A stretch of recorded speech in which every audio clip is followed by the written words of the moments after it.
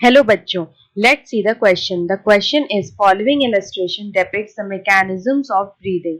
In which of the following option all parts A, B, C, D are correctly labeled? तो यहाँ पे हमें एक डायग्राम दे रखा है of a mechanism of breathing और हमें बोला है कि जो A, B, C, D parts है वो यहाँ पे किस ऑप्शन में करेक्टली लेबल्ड है.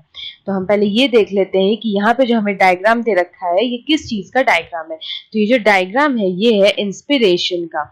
इंस्पायरेशन का मतलब होता है व्हेन वी इंस्पायर एयर या when we intake air. When we inspire air, इस मैकेनिज्म को हम लोग बोलते हैं इंस्पायरेशन. अब इंस्पायरेशन का जो प्रोसेस है वो स्टार्ट कैसे होता है वो हम देखते हैं. तो सबसे पहले क्या होता है कि यहाँ पे जो डायफ्राम होता है, डायफ्राम में यहाँ पे कॉन्ट्रैक्शन होता है.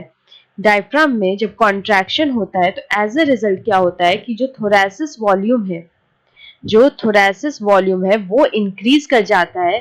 In which direction? In antero posterior axis.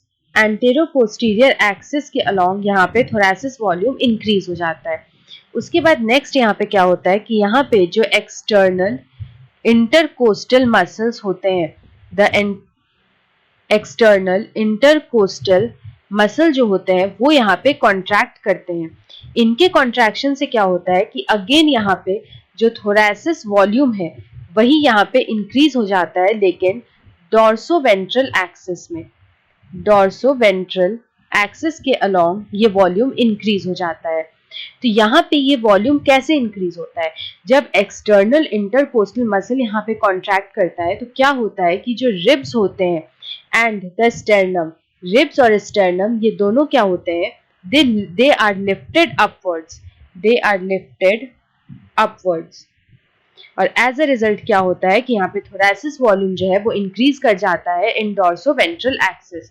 अब यहाँ पे क्या हुआ कि ओवरऑल जो थोरैसिस वॉल्यूम है, ओवरऑल जो थोरैसिस वॉल्यूम है वो इंक्रीज कर गया इन एंटीरो पोस्टीरियर एक्सिस और इन डॉर्सोवेंट्रल एक्सिस. तो ओवरऑल यहाँ पे थोरैसिस वॉल्यूम इंक्रीज हो गया. थोरैसिस वॉल्यूम इंक्रीज होने की वजह से क्या हुआ कि यहाँ पे जो पल्मोनरी वॉल्यूम है वो भी इंक्रीज हो गया. The pulmonary volume also increase. जब वॉल्यूम इंक्रीज हो गया तो डेफिनेटली यहाँ पे जो पल्मोनरी प्रेशर है वो तो डिक्रीज हो जाएगा. The pulmonary pressure decreases. The pulmonary pressure decreases.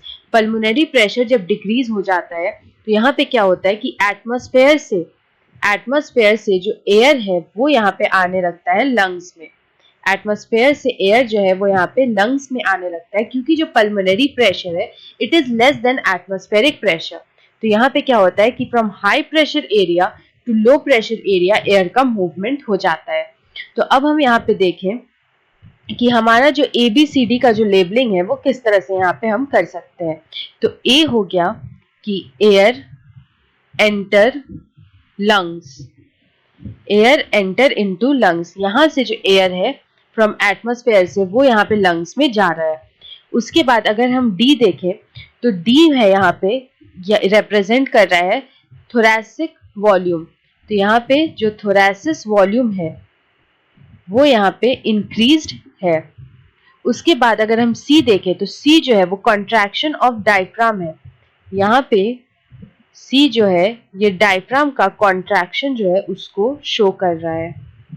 और यहाँ पे अगर हम B देखें तो ये रिब्स है हमारा. तो ये जो रिब्स है और स्टर्नम जो है, the sternum and ribs are lifted upwards, lifted upwards या फिर रेज्ड. तो यहाँ पे अगर हम इस क्वेश्चन का करेक्ट आंसर देखें तो इस क्वेश्चन का करेक्ट आंसर हो जाएगा option A is air entering into lungs, B ribs and sternum raised, C diaphragm contracted and D volume of thorax raised.